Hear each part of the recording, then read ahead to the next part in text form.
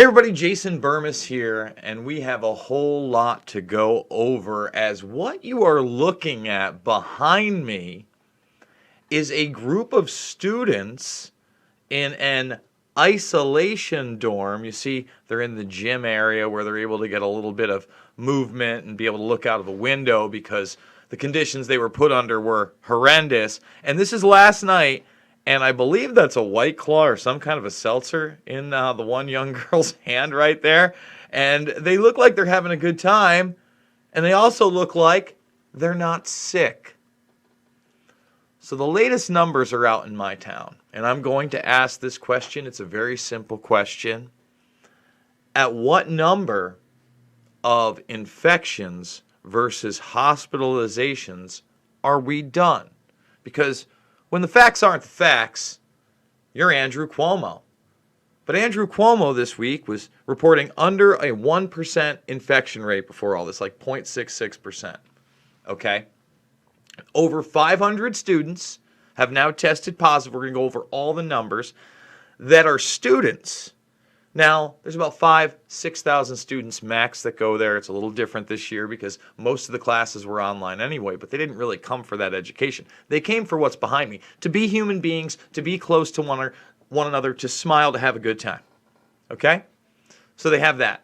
Now, purposely, before they got here, you see all those people? They're majority from Long Island and from New York City. They would have tested positive prior to coming here in a PCR test, which we're going to go over how the New York Times and others say it's faulty anyway. And it actually suggests herd immunity. But we'll get there. Okay, we'll get to all of this. So these kids aren't sick. They're completely asymptomatic. I believe right now there's a report of one person with a fever, and I'm going to say this again, 0 hospitalizations. Now I talked about how 500 of about 5,000, think about that, that's 1 in 10. And remember, they scared the shit out of these kids. Called them at midnight, told them to pack a bag, and then put them in here. I'm glad they're doing this. This has nothing to do with the spread of anything, and we're going to prove that. So purposely, they did not test them prior because they wouldn't have gotten their tuition money, and more importantly, they wouldn't be in a dorm, and they wouldn't have gotten that money either. The food, that rotten apple that you saw in the thumbnail, take a look, that's real. We're going to show you that. They gave that to kids. Okay? So we're going to go over all the numbers. We're going to talk about how now my community of about 2,000 plus in the inner city area without the kids, well, guess what? There's about 200 of those infections too. So again, 1 in 10. It's weird. It's odd. Okay, so about 1 in 10. Still 0 hospitalizations. People want to act like there aren't old people that not only work on campus but live here. They want to act like there haven't been large gatherings in New York City all over the place where there were no outbreaks. This is fraud, this is criminal, and people need to go to jail. And we're going to break down all the numbers right now. How dare they? How dare they? I want to remind everybody that we are fully demonetized on this platform because the facts that you just heard aren't the facts that Andrew Capo Cuomo and the gang want you to hear. Okay, they're not the facts that Gary Herzig wants to present. Remember, Cuomo and his chancellor allowed all these kids to come back to SUNY knowing they hadn't tested. In contrast, Hartwick, about 2,000 students, they made all their kids test. Now, they weren't from New York City and Long Island, so they weren't going to lose as much money in whatever positives came up first, but whatever, they didn't. As of now, out of the 2,000 there, 4. So instead of 1 in 10, they're 1 in 500. So you're telling me also that the Hartwick students who are less than a mile away didn't go to the same Walmarts, didn't go to the same bars and restaurants, didn't hang out with anybody in ONEONTA? That's ridiculous. It's all a LARP at this point. I have 70 contact tracers and 3 testing sites here in ONEONTA. Why? So we're fully demonetized here. No super chats anymore. $5, $10, $15 over on the GoFundMe link. Big donors, I need you now more than ever. It's down below. I'm going to be announcing some very cool things with Rockfin because I think I have a really great idea on how to give you a lot of different exclusive content, even more than we're getting. But today I will be uploading a 90-minute exclusive interview for premium members. And remember, if you go premium, you get everybody's stuff, but there's also free content on here as well. So make a free thing. But $9.99 a month And you get not only mine, but it's like a Netflix for creators, and there are a lot of great creators there. Make sure you're thumbing the video up, subscribing and sharing, joining the Burmese Brigade, and watching all the documentary films for free. They are free in the playlist section. So important right now. Invisible Empire, A New World Order to Find, and Shade the Motion Picture. All right, so let's start with up to 90% of people who test positive for COVID barely carry any of the virus and are not contagious. Every stat about the disease is bogus. Now, this is actually an Irish science journalist, okay? And people will go, oh, that's RT, man. RT's fake. It's Russian propaganda. The New York Times reported the same exact thing, that people aren't carrying enough of the virus. That actually suggests they have it, that they have the immunity to it, or they are not susceptible to it or to spread it, right? They absorbed it. Their immune system took care of it. They're not spreaders, and they're not showing any symptoms. 95+% have no symptoms whatsoever in Oneonta. And one person has a fever. And then you have varying degrees of, like, I have a scratchy throat. But they're still here, and it serves another purpose other than the money they took. Now you have this outbreak of cases that are just cases. No one's sick. We're going to show you that in a minute. They get to push that 3 in 4 adults globally want to get vaccinated against something. By the way, something, guys, okay, that has a 0.6% death rate according to the WHO and a 0.4% according to the CDC by their latest public numbers. All right, but we're going to show you some video. We're going to get there. And now they're forecasting that this is going to more than double in the United States by January 1st, that the worst is yet to come. I'm going to ask it again. What number of positives in my small community with no hospitalizations prove that we need to stop lockdowns immediately and go back to normal life? I'm asking, is it 1,000? Do I need another 300 or so? Is it 2,000? Would that do it? Is it 5,000? Is there a number of infections versus, not even deaths, hospitalizations that we need to be concerned about? Can anyone give me that number? Now, let's get into it. Okay, this is last night. Again, there's the picture. There, right here. Now, the media wants you to believe that these kids spread the virus via parties. Now, I want you to see something. Governor Cuomo is now blasting a chain smokers concert in the Hamptons over a lack of social distancing. Now, a health department investigation is underway. Video posted on social media shows huge crowds gathered in front of the stage with little space, but let me just point to that. Okay, thousands of people in the Hamptons. There was no outbreak afterwards. There was no hospital outbreak. There was no huge infection outbreak either. It's all about selective testing and enforcement. This is New York State. Now, there are a dozen other examples. I could talk about Sturgis. I could talk about just about any gathering, the one I went to, Nunn versus Militich, where people were together and there was no. But they want to tell you that this outbreak in Oneonta is because college kids did this.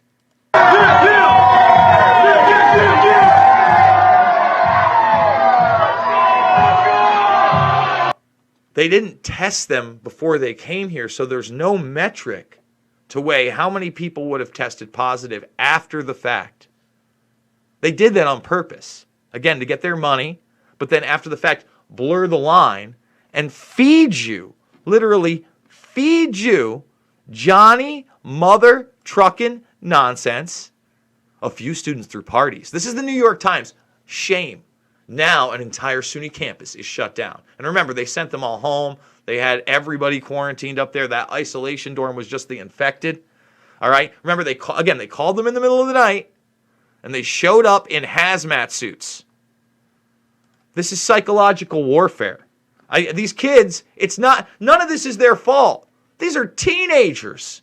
They're not sick. They're wearing a mask like a slave. They're told not to love one another. That this is the time that you start becoming an adult, that you make friends for the rest of your life. Some of you find your wife or your husband, right? And they don't want any of this. And remember, these are the sick kids in the isolation dorm, okay? Take a look. And again, the outrage to me is totally brainwashing and manufactured. We just saw a much larger gathering. And they've been all over New York. By the way, if you didn't know, there were huge protests over in Rochester. Will there be a huge outbreak because of the protests? No. There have been protests throughout the state. There are no officials here. They literally is a big party happening next door. What the hell? And none of them are wearing masks. I'm pissed. What is going on in that hall? That is ridiculous. I'd be fine if these were normal circumstances, but seriously, we are in an isolation hall. They got the kids brainwashed pretty good too, some of them. I'm glad that there are some of them out there that are not. I mean, God, there are no RAs or anyone checking in on this. This needs to be exposed. So let me show you the type of food that they were given. This is the vegetarian meal, which is some kind of a piece of like meat on a sandwich. And I mean, take a look. A little salad thing, a rotten apple. That's nice. That's nice. Let's look at the numbers again, because the numbers are important. 4 Hartwick students. Okay, now we have 2 supposedly that are linked to high school gatherings. In other words, community spread. 710 total confirmed cases. It's higher, guys. I want to let you know right now, it's higher. They're bleeding these numbers out. They put these out about an hour ago. Okay? So I guess I misspoke. Now we're at 9 confirmed in Hartwick students. But again, with all the false positives, you're going to get no hospitalizations. No hospitalizations. 0. 0, 0, 0, 0. 710 cases. So when does it end? When does it end? I want to know. And this is what people think. The same people telling you that these are irresponsible kids, etc. Just to show you how smart Americans are, by April 15th, after a full month of COVID lockdown, the U.S. had about 500,000 cases because of selective testing. That's all. Had they tested before that, a month before, you would have had those cases, by the way. But the facts aren't the facts. I mean, this is how brainwashed people are. Now we're up to almost 6.5 million cases. And yet, the death rate has plummeted. And the hospitalizations have plummeted too. It's right in your face. That means about 6 million people caught COVID after we started locking down. You know why? Because there's no evidence, according to the CDC. This came out in late June. Everybody ignored it. No evidence-based data that state-level quarantines prevent anything. That's why. Because it doesn't work. But that's not the narrative. If everyone had just followed simple directions, if we listened to our dark overlords, our masters, for 8 short weeks, the whole thing would have been over. First it was 2, then it was 4, then it's 8, then it's 12. Now lockdown's forever. Ricochet is what they call it. Some people just want to do things the hard way. No, some people are just brainwashed no matter what. Okay? And it's shutting down Hollywood, Batman, The Rock has it, right? No lockdown, no masks, no hysteria, no problem. Sweden got it right. If you look at the pure numbers, again, I always like going over this because this was a great article. Take the time to actually read it. It's like 30 plus minutes. By the time I landed in Stockholm, the death rate stood at 57 per 100,000 people. No masks, no lockdowns. All right. However, with big lockdowns, Belgium had 87, Spain had 62, Britain had 62, Italy had 58, and now, okay, Sweden is developing herd immunity, some countries' experts claim, but the figures say otherwise. Really? Again, show me the death rates. It's ridiculous. Again, no evidence. That's the CDC. And now, let's point out the fact, right now, 0.6%, if that. And it's actually lower. Again, I just want to say this beforehand. 0.4% is still the CDC's number. But when the facts aren't the facts, I've got to cite the authoritative content. What we understand about mortality, there's different ways that mortality can be calculated. And if we look very crudely, if we look at the number of people that have died over the number of people that have been reported, you get a certain percentage. What many groups are looking at right now is what we're calling the infection fatality ratio, which is looking at the number of deaths among all of the people who have been infected. And right now, we don't know how many people have been infected because there are challenges with surveillance and detecting every single one of the cases. And certainly there are many unrecognized cases at the moment.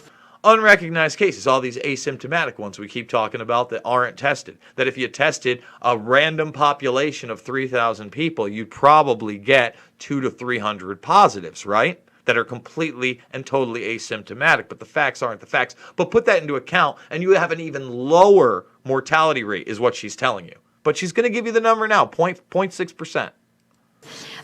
What we understand from many of these studies, these are estimates of the IFR, the infection fatality ratio, is that the estimates hover around less than 1% of 0.6%. And there are a couple of studies that are out. So 0.6 and 0.4. And we shut down society, and we're trying to blame a bunch of kids that are getting rotten apples sent to them that thought they were going to have a college experience, and they're going to use these numbers. Again, 700 plus cases in my very small community. There's not 10,000 people in this area. All right, we're getting to the point of almost 1 in 10. So I will ask you again, at what number are we happy and we just reopen everything because there's no hospitalizations? This should be great news. But they're spinning it into awful news. And they're trying to, bring this in nationwide as lockdown 2 before the election. These are the facts. When the facts aren't the facts, I'm not perfect. But guys, I'm trying to tell you the truth. $5, $10, $15, it means the world to me. Big donors, I need you now more than ever. We've been doing it on our own over a year. We're getting ready to move to Iowa. I think I've got big plans, big announcements on not only this channel, hopefully that's still around, but over on Rockfin, where you can create a free account and you can follow me. And like I said, after this, I am going to upload an exclusive for all you premium members 90-minute interview I did today with a gentleman named Brandon. Really interesting conversation, guy out of Canada. And remember to thumbs the video up, subscribe, share.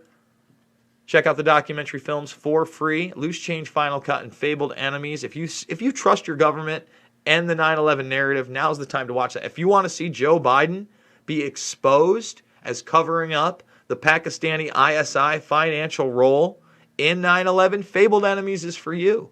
Joey B, back when he didn't have visible dementia, was not a good person. And we get him on camera, and we get him on the record, and he admits everything, and the media has protected you from that information for almost 2 decades. It's abhorrent. I love you guys, and I will see you on the flip side.